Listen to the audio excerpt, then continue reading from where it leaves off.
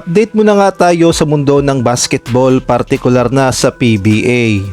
Si Abay Junmar Fajardo pala ay nagbigay na ng komento patungkol nga sa kanya dahil kinukumpara nga siya sa mga malalakas at malalaking big man. Samantalang eto namang si Justin Brownlee, ang sabi nga ni Coach Tim Cone ay hindi pa matanda at ang Akari Sports mukhang papasok daw sa PBA, ngunit bago yan. Pakipindot naman ang like, subscribe at ang notification bell para updated ka sa lahat ng aking ina-upload. At kung gusto mong magpa-member sa aking channel ay pindutin mo lamang ang join at automatic ka na sa mga shoutout.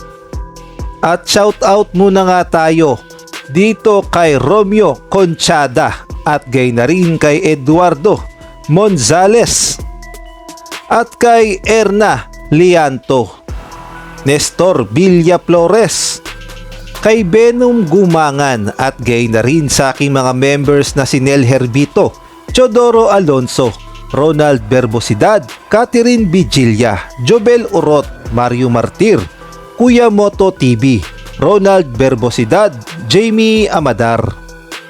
Kung atin niyang babalikan ay nagbigay na pala ng komento noon itong si Abay Junmar Fajardo. Patungkol nga ito sa mga pinagtatalunan na kung bakit siya naging 8-time MVP ng San Miguel Birmen dahil maraming ang sinasabi na kung naabutan daw ni Abay Junmar Fajardo ang kapanahunan nila Alipik, Eric Mek, Asi Taulaba at gay na rin ni Danny Sigel ay mukhang mahihirapan daw siya at sa tingin daw nila ay 2 o hanggang 3 lang daw na MVP awards ang kayang kunin ni Junmar Fajardo. Kaya naman nagbigay na ng komento itong si Abay at ipinaliwanag niya kung ano nga ba talaga ang tunay na malakas at malaki na big man. Kaya naman pakinggan natin ang buong sinabi ni Abay. Yung basketball naman, hindi naman yan porque palakihan lang yan, palakasan, porque maliit, di ba? May iba nga, maliit, sobrang galing, di ba? Pero yung basketball kasi, ano yan, thinking man's game ba? Dapat paano mo sa kalaban mo, dapat paano mo siya ang tawag doon, i-outwit, parang ganon. Paano mo malamangan yung kalaban mo ba? Hindi naman sa basketball lang yung panlalamang na sinasabi ko, guys.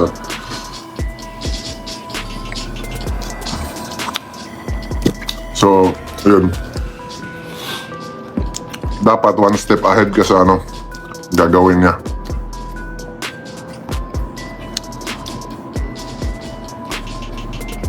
Samantalang marami naman ang lumalabas na balita na ang Akari Charge o Akari Sports ay papasok sa PBA at posible nga daw palitan ang Terra Firma Deep o kaya naman ng Blackwater Bossing.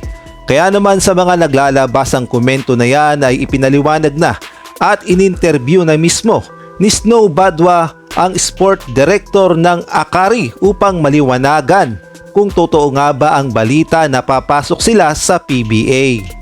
At eto nga yung sinabi ng sports director ng Akari na si Sir Russell Balbacal.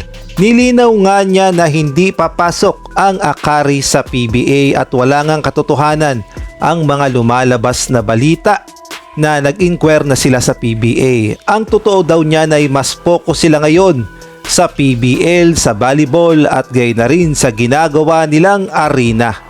Pero malay natin balang araw ay pumasok din ang Akari Charger sa PBA.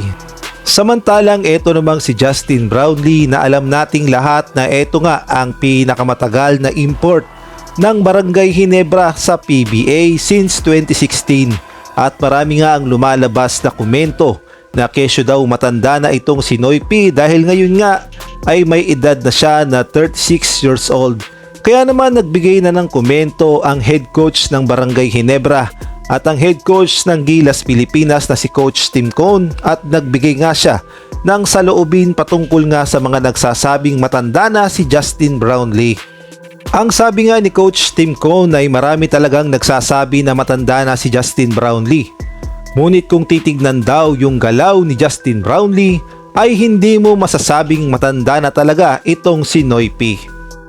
At ang sabi pa nga ni Coach Tim Cone ay hindi niya pa nakikitang bumabagal si Justin Brownlee at mukhang matagal-tagal pa bago mangyari yon, kaya naman tuloy-tuloy pa rin ang serbisyo ni Justin Brownlee sa Barangay Ginebra at sa Gilas, Pilipinas.